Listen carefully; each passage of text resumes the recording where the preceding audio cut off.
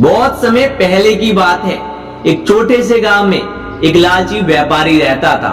वह हमेशा दूसरों से ज्यादा धन कमाने के तरीकों की खोज में रहता था और इसके लिए वह दूसरों का शोषण करने में भी संकोच नहीं करता था।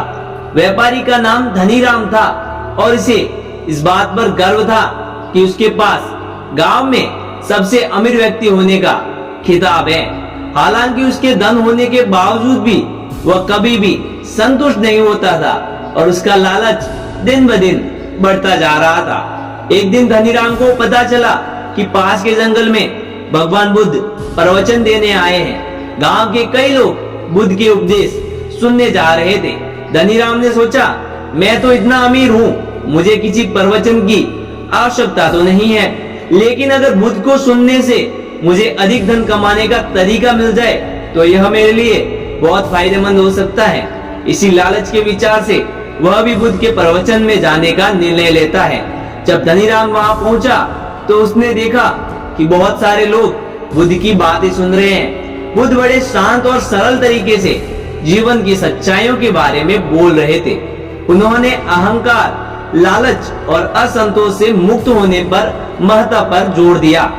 बुद्ध ने कहा, लालच एक ऐसी आग है जो इंसान को अंदर से जलाती है और उसे कभी भी संतुष्ट नहीं होने देती। सच्ची खुशी और शांति केवल तब मिलती है जब हम अपनी इच्छाओं और लालच पर नियंत्रण पाते हैं। धनीराम ने बुद्ध की बातें सुनी, लेकिन उसने सोचा कि ये बातें तो साधारण लोगों के लिए हैं। मैं तो अमीर हूँ, मुझे तो केवल और धन चाहिए। उसने मन में सोचा। प्रवचन के बाद उसने बुद्ध से मिलने का निश्चय किया। वह बुद्ध के पास गया और बोला, हे बुद्ध, आप महान ज्ञानी हो, कृपया मुझे एक ऐसा तरीका बताइए जिससे मैं और अधिक धन कमा सकूं। बुद्ध ने धनीराम की ओर देखा और हल्की मुस्कान के साथ कहा, धन से तुम्हें क्या चाहिए? धनीराम ने उत्तर दिया, मुझे अधिक धन चाहिए ताकि मैं अपने जीवन में और सुख सुविधा प्राप्त कर सकूं और लोगों के बीच अधिक सम्मान पा सकूं। बुद्ध ने शांत स्वर में कहा, सच्चा सुख और सम्मान धन से नहीं बल्कि संयम, परोपकार और संतोष से मिलता है। यदि तुम सच्ची शांति पाना चाहते हो तो तुम्हें अपने लालच को छोड़ना होगा।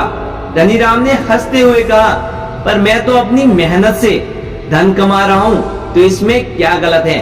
बुद्ध ने समझाया, धन कमाना गलत नहीं है, परंतु यदि वह लालच में बदल जाए और तुम्हें असंतोष में डाल दे तो वह तुम्हें दुखी ही करेगा। जितना तुम अधिक धन कमाओगे उतनी ही तुम्हारी इच्छाएं बढ़ेगी और तुम्हें शांति नहीं मिल पाएगी। धनीराम को यह बात समझ में नहीं आई। उसने फिर से बुद्ध से पूछा, आप मुझे कोई ऐसा तरीका बताइए जिससे मैं और अमीर बन सकूं। बुद्ध ने उसकी ओर गंभीरता से देखा और कहा, अच्छा, यदि तुम अमीर होना ही चाहते हो तो मैं तुम्हें एक उपाय बताता हूँ। कल सुबह सूर्योदय से पहले इस जंगल में आओ और एक विशेष स्थान पर चलकर मेरे बताए मार्ग पर कुछ खोजो। धनीराम बहुत उत्साहित हो गया। उससे लगा कि अब उसे कोई खजाना मिलने वाला है। अगले दिन सूरज उगने से पहले ही वह जंगल में पहुंच गया। बुद्ध द्वारा बताई गई जगह पर पहुंचकर उसने चारों ओर देखा, लेकिन उसे कुछ भी नहीं मिला। वह निराश हो गया और बुद्ध के पास वापस आ गया। वापस आकर उसने कहा, बुद्ध, आपने तो कहा था कि मुझे कुछ मिलेगा, लेकिन मुझे तो वहाँ कुछ भी नहीं मिला। बुद्ध ने मुस्कुराते हुए उत्तर दिया, तुम्हें जो मिलना था वह तुमने पा लिया है। धनीराम ने आश्चर्य से होकर पूछा, पर मुझे तो कुछ भी नहीं मिला।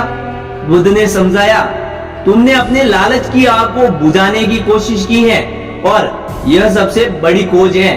यदि तुम इसे समझ जाओ तो तुम्हारे जीवन में सच्ची समृद्धि और शांति आ जाएगी। धन के पीछे भागने से केवल दुख ही मिलता है, लेकिन संतोष से जीवन में सच्ची संपत्ति मिलती है। धनीराम को धीरे धीरे बुद्ध की बातों का अर्थ समझ में आने लगा। उसने महसूस किया कि उसकी लालच ने उसे कभी शांति नहीं दी थी, बल्कि उसे हमेशा और अधिक धन की चाह में उलझाए रखा। उस दिन से उसने अपने जीवन में संयम और संतोष को अपनाने का निश्चय किया। वह अब न केवल एक सफल व्यापारी बना, बल्कि एक ऐसा व्यक्ति भी बना जिसे गांव के लोगों द्वारा उसकी दयालुता और सरलता के लिए सम्मान देते थे। धीरे धीरे धनीराम का जीवन पूरी तरह से बदल गया और वह सच्चे अर्थों में अमीर हो गया। अपने मन की शांति और संतोष के कारण वह एकदम अमीर बन चुका था। इस कहानी से हमें यह शिक्षा मिलती है कि सच्ची समृद्धि और शांति धन से नहीं बल्कि संतोष और संयम से मिलती है।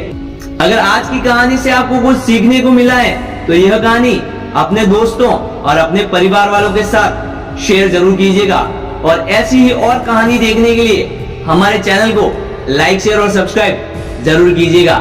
तो मिलते हैं अगली वीडियो में, तब तक के लिए जय श्री राम, जय श्री महाकाल, धन्यवाद।